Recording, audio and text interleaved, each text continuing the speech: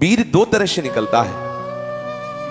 एक तो जो घातक है वो उसी के शरीर से निकलेगा जिसने हस्तमैथुन किया है या गंदी क्रियाएं करके बच्चापन से ही वीर को नष्ट किया है। जैसे 12-13 वर्ष की अवस्था है और उस अवस्था से आप अपने कुसंग के कारण वीर का नाश कर रहे हैं, तो कुछ वर्षों तक हस्तमैथुन करने वाला या अन्य गंदी चेष्टा करने वाला ये नहीं जान पाता है कि इसके द्वारा मेरी हानि हो रही, वो नहीं समझ पाता, क्योंकि जीवनी शक्ति भगवान अपनी तरफ से देते हैं। वो बिल्कुल ना खाए और हस्तमैथुन करे तो भी उसको समझ में नहीं आएगा।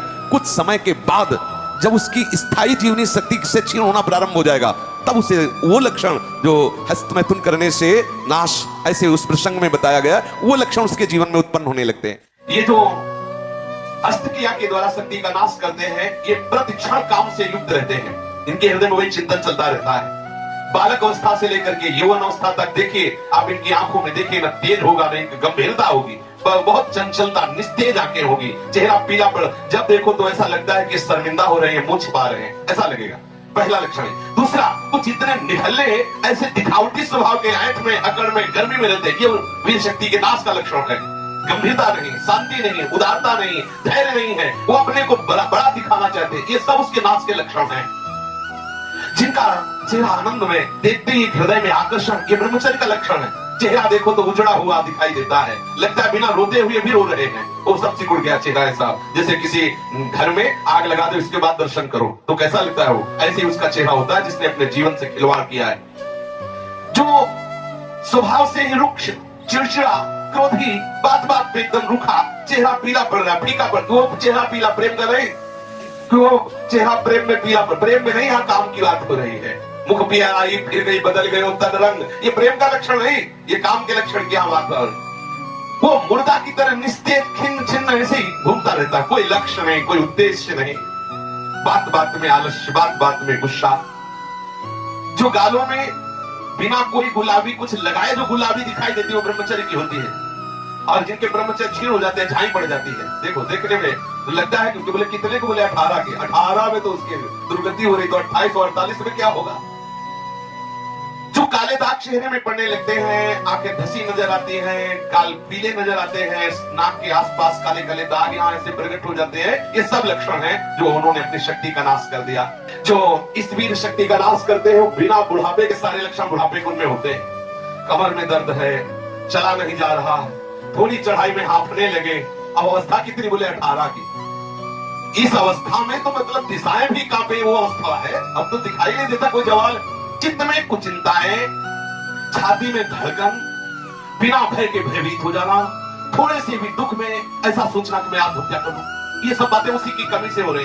ये महापुरुषों के अनुभव की झूठी झूठी बातों में तब घबरा जाना, कोई झूठी धमकी दे दे तो बस वो ऐसा लगता है क्या करूं, किसी कमरे में बंद हो जाऊं, अपने आप को प्राण हत्या करके बचा लूं, ऐसा मैं अपने शरीर को ये सारे के सारे लक्षण उसी में प्रकट होते हैं। जो ब्रह्मचर्य का नाश करता है, नींद आना या सोना तो कुंभकर्ण की तरह, मुर्दे की तरह सो जाना, आलस्य, जरा जरा देर में वो निरुत्साहित बातें, आंखों में जलन, भारीपन, ये सब स्वप्न दोष अधिक होना, ये सब उसी के लक्षण जो आपने गलतियां की है। अब यदि वो किसी संग के प्रभाव से हस्तमैथुन बंद कर देता है तो उसका वीरपात होगा।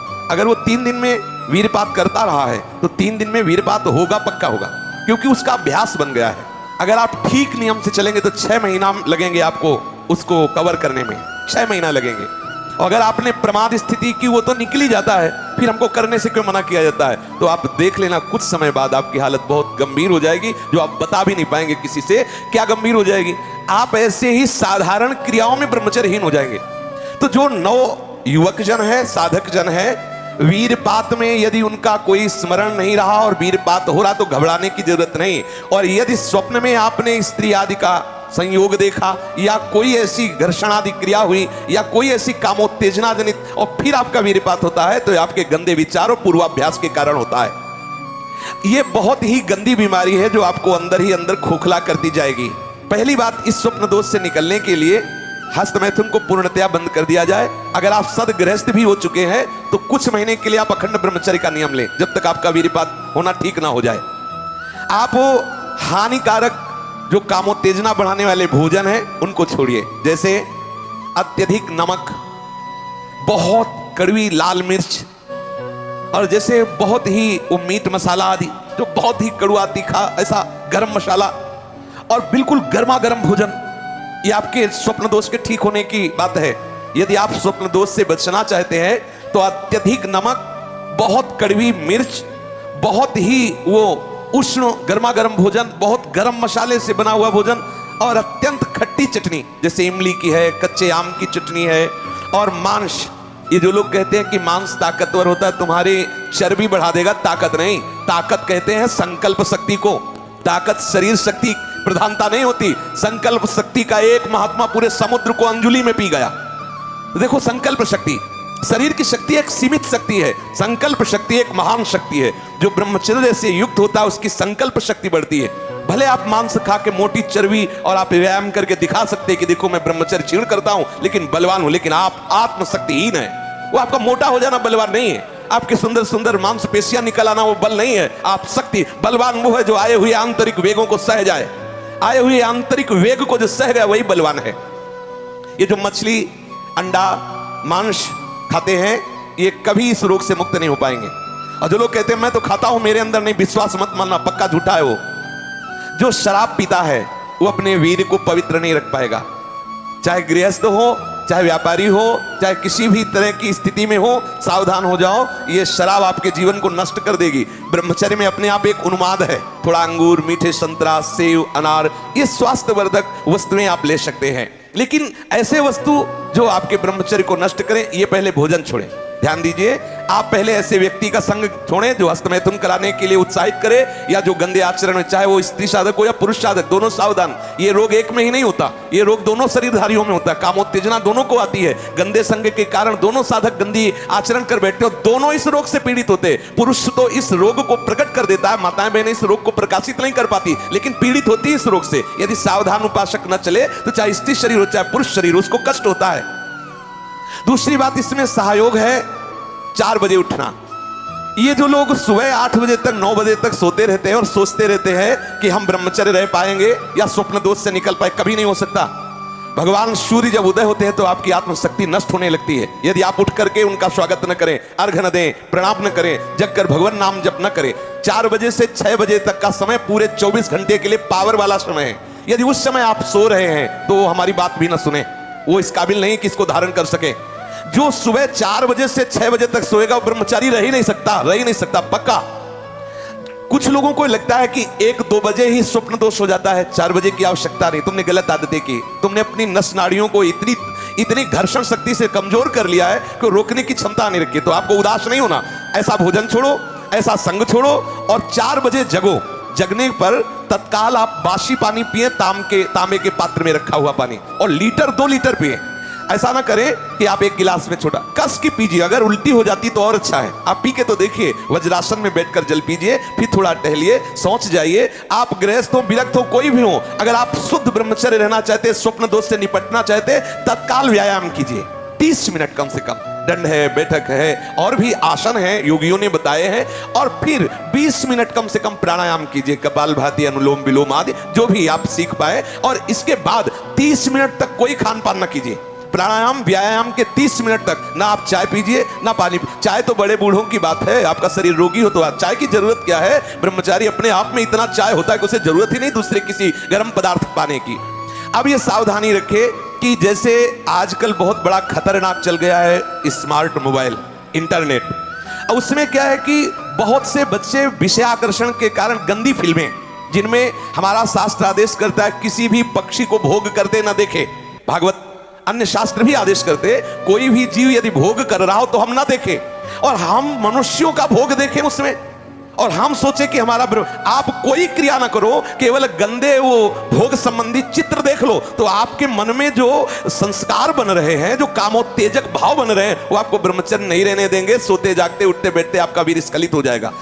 ये स्त्री संबंधी, पुरुष संबंधी, भोग संबंधी वार्ता हमारे अंदर संस्कार डालती है और हम समझ नहीं पाते। वो हमारे अंदर ऐसी अग्नि पैदा करती है जिससे वीर शक्ति स्खलित हो जाती है। कभी हम सोच में बैठे लघु शंका में, तो सबसे पहले वीर स्खलित हो गया। अब आपको लगेगा कि ये रोग है, रोग नहीं, आपकी गलती है। आपने जो गलत चिंतन किया, क्रिया नहीं की, लेकिन मनोवाह नाड़ी ने संपूर्ण शरीर से वीर को खींच करके वो निकाल दिया। अब निकल जाएगा वो आपकी असावधानी के समय, इसलिए आप सावधान रहे। कभी भी कोई ऐसे ग्रंथ को ना पढ़ें जिसमें कामोत्तेजक भाव लिखे हो। हम आहार पर दृष्टि रखें। जैसे हम रात्रि के समय शयन करते हैं तो सावधानी रखें कि शयन के 1 घंटा पहले ही दूध ले लें गरम। अगर हम गरम दूध लेके सोएंगे तो निश्चित वीर्यपात हो जाएगा। जब हम जान लें कि हमें कब्ज हो रहा है तो हम सरल औषधि लें। ऐसे कोई चूर्ण न लें जो बहुत कड़े गर्म हो, जो हमें ब्रह्मचर्यहीन कर दे। जैसे आंवला है और वो हर है, बहेड़ा है, त्रिफला का प्रयोग करें। वैसे प्रत्येक साधक को भोजन में एक आंवले का प्रयोग कर लेना चाहिए, तो कब्ज भी दूर रहेगी और शीतलता भी रहेगी। और आंवला पवित्र भजन में भी सहयोगी होता है और भी स्वादिष्ट भी होता है। आप मीठा आंवला ले सकते हैं, आप खट्टा करके ले। वो आंवला खटाई में भी नहीं आता, खटाई भी है, वो आपके साधन में भी आएगा, कब्ज ना रहने पावे। अगर हमारे शरीर में, पेट में कब्ज है तो कब्ज में, आंतों में जो जमा हुआ मल है वो ऐसी उत्तेजना पैदा करेगा कि आपका वीर्य स्खलित हो जाएगा। इसलिए कब्ज भी ना होने पावे। साधक अगर इन नियमों का पालन करे, और भगवत स्मरण प्रधान है। ब्रह्मचर्य में सबसे प्रधान औषधि है स्मरण। आपकी जो स्मृति कामुक हो गई है उसको बदलिए। अगर आपका चिंतन नहीं बदला तो आप चाहे जितनी औषधियां खा ले, आप ब्रह्मचर्य को संभाल नहीं सकते। औषधि एक सपोर्ट है। यदि आप ब्रह्मचर्य को ठीक करना चाहते हैं, किसी आयुर्वेदिक वैद्य से कुछ दिन के लिए औषधि ले ली, बकाया रोज औषधि नहीं लीजिए। आप रोज ऐसा करें, प्रातः काल उठ करके 1 तुलसी की पत्ती ले। जैसे आप नहा धो चुके, 1 तुलसी दल लिया, ठाकुर जी के चरणों में चढ़ा दिया। और रात्रि के समय शाम टाइम 1 नीम की पत्ती ले, 1 पत्ती, और कुछ दिन उससे पाइए। अगर आपको पच जाए तो फिर 1-1 बढ़ा दीजिए, 10-10 पत्ती तक जाइए। किसी और औषधि की जरूरत नहीं। हर रोग का निवारण तुलसी की पत्ती और नीम की पत्ती सुबह शाम करने से हो जाए। आप देख लीजिए, ये ज्यादा औषधियों को ना खाए, नहीं तो जब औषधि छोड़ोगे तब कमजोर हो जाओगे। अगर आप बहुत हालत खराब है तो आयुर्वेदिक कुछ ऐसी औषधियां कई महात्माओं ने निकाली है जो आपकी वीर्य को पुष्ट करती है, उनको सहयोग के लिए ले ले। और बकाया चिंतन बदले, कुसंग का त्याग करे, भोजन सात्विक रखे और नींद भर ही सोए। ज्यादा नहीं कि प्रमाद स्थिति में पड़े रहोगे तो फिर भी ब्रह्मचर्य हानि की संभावना है। नींद भर सोए, प्रातःकालीन वेला पर जग जाए, प्राणायाम व्यायाम करे तो निश्चित इस पर विजय प्राप्त। ऐसे ऐसे साधक है कि 10-10 वर्ष हो गए स्वप्न दोष नहीं हुआ, 10-10 वर्ष हो गए स्वप्न दोष ही नहीं हुआ।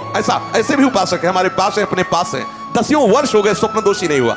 तो क्या है, उन्होंने संयम किया, वीर जो है स्थगित हो गया, परिपक्व हो गया, धीरे धीरे ऊर्ध्वगामी होने लगता है। आप कभी घबराए नहीं साधक, सावधानी पूर्वक ये जो बातें बताई गई अपने जीवन में उतारे। चाहे गृहस्थ हो चाहे विरक्त, वीर ही अमृत है, वीर त्याग ही मृत्यु है, इतना समझ ले। श्री राधा वल्लभ लाल की।